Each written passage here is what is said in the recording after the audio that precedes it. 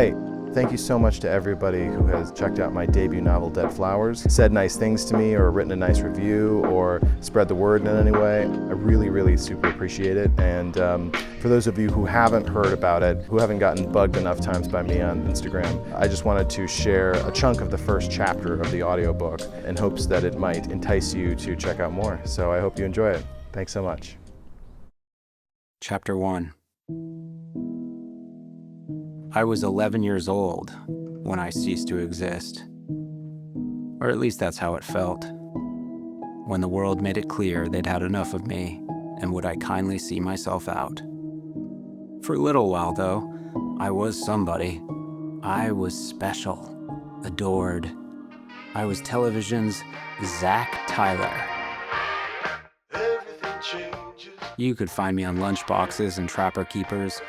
I was the photo ripped from Tiger Beat magazine and collaged into scrapbooks next to little red hearts drawn in magic marker.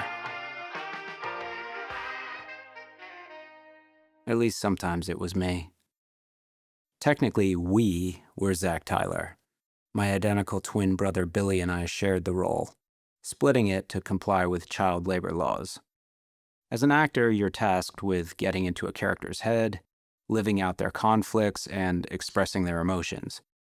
Sharing a person's mind with someone, even a twin, kinda does a number on your psyche. Maybe that's where me and Billy went wrong.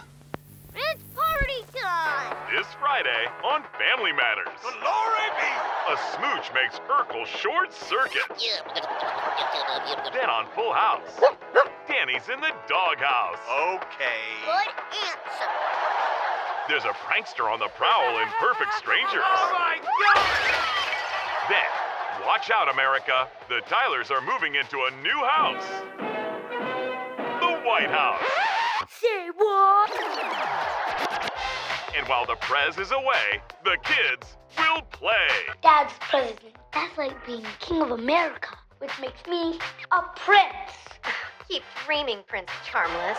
It's the new sitcom that critics are calling a laugh riot. Aw, who the sweetie? USA Today says this show is a winner. Sir, it's a soup sandwich down here. Catch the series premiere of First Brats, only on TGIF. It's nice to be the boss.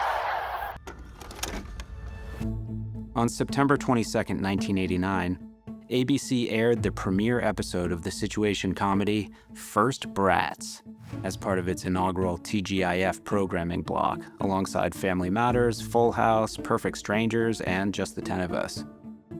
The show followed Zach and Kimmy Tyler, the incorrigible offspring of President Robert Nelson Tyler, and the mischief they got into while living in the White House. At the height of its popularity in 1991, it was said to have attracted 13.5 million viewers. To put that number into perspective, more people watched a rerun of our show on a random Friday night than the finale of every single Emmy-nominated drama last year. By a lot. Nevertheless, the show was canceled 4 years later when the ratings took a nosedive, and the actor Charles Ferguson, who played the put-upon Special Agent Bradford, was arrested for soliciting sexual favors in a West Hollywood massage parlor. All told, it ran for 6 years. 6 years that have defined every second of my life since. No one really bothered letting me or Billy know, but there would be no second act to our career. Not even a chapter 2. Seemingly overnight, we had become the forgotten carton in your fridge with its best if used by date long past. We went from being everywhere to being nowhere.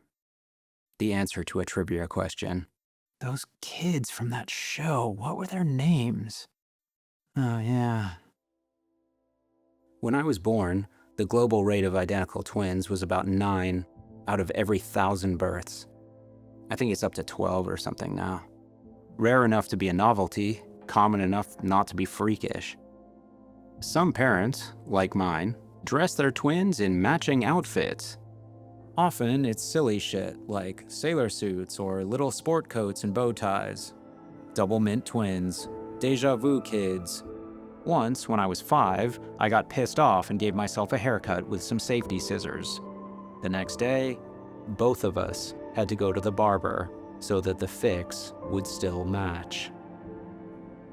I go by Will now, but when I was little, we were Willie and Billy Benson. Bill, as you probably know, is the short form of William. So, yeah, we even had the same fucking name. My family moved to LA from Iowa when we booked Bratz following a nationwide casting call. Los Angeles is a lot less glamorous than you might think. You can count a homeless guy for every grain of sand in Malibu, and twice as many tragedies for every star on Hollywood Boulevard. I'd leave if I could, but I've never had enough cash to start over someplace else. First and last month's rent, a damage deposit, these are things I aspire to now. I've been living paycheck to paycheck since I turned 18, when I discovered that my father, our self-appointed business manager, had squandered all of our savings. These days, I work as a security guard. It wasn't my first or even fifth job since retiring from acting, but it's the one I've held on to the longest. Nearly 8 years and counting. My assignments have varied, short-term gigs mostly, special events, a museum or two. I even worked outside a weed shop for a while. For the most part, security is a performance, not all that different from acting. You're pretending to give a shit about a bunch of meaningless rules. Your co-stars are the people pretending you might do something if they break them. It's not like I have a gun or anything. They wouldn't even give me a whistle, but I make do. For an unarmed guard, a good nod is your greatest asset. The benevolent but authoritative gesture of a sentry's edict. Welcome to my kingdom. No, you can't use the bathroom.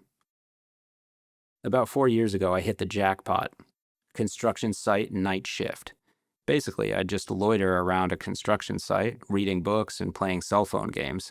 A scarecrow to ward off squatters, thieves, and vandals looking to tag the skeletal buildings. I'm not much of a people person, so it was everything I'd ever wanted.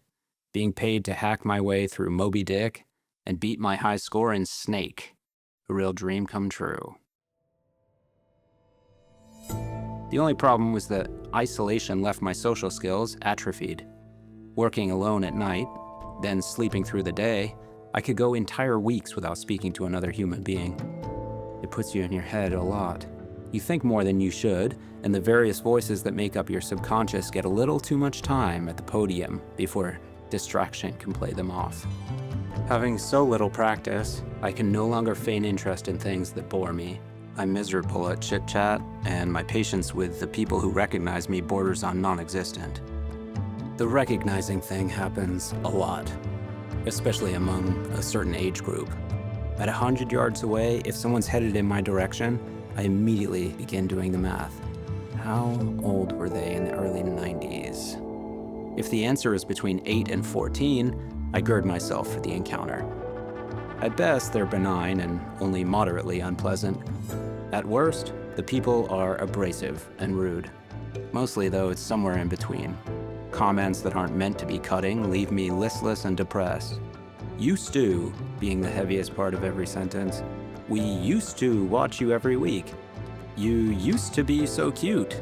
I used to wonder whatever happened to you. All the things about you that used to matter before you got used up. Without fail, they all demand that I say the line. Back in 1989, the network made the decree that every adorable sitcom kid had to have a catchphrase. Urkel had, "Did I do that?" Arnold had, "What you talking about, Willis?" Stephanie Tanner had, "How rude." And Zach Tyler had, Say what? The writers had tested a million different lines.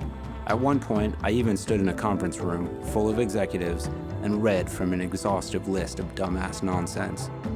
The white middle-aged dudes, they were always white middle-aged dudes, all nodded seriously and took copious notes. That's a radio, Daddy-o. Okie dokie, artichokey. Easy peasy, lemon squeezy. Someone even actually suggested, Well, tickle my taters. it was the late 80s. It was a different time. It infuriates people when I refuse to say the line. They look at me like I just told them I don't support the troops. Like they can't even fathom such a brazen lack of gratitude, as though a memorable catchphrase is a gift from God, and who was I to shun such glory? I hated saying it when I was paid to. I want to scream. Now I'm supposed to just do it for free?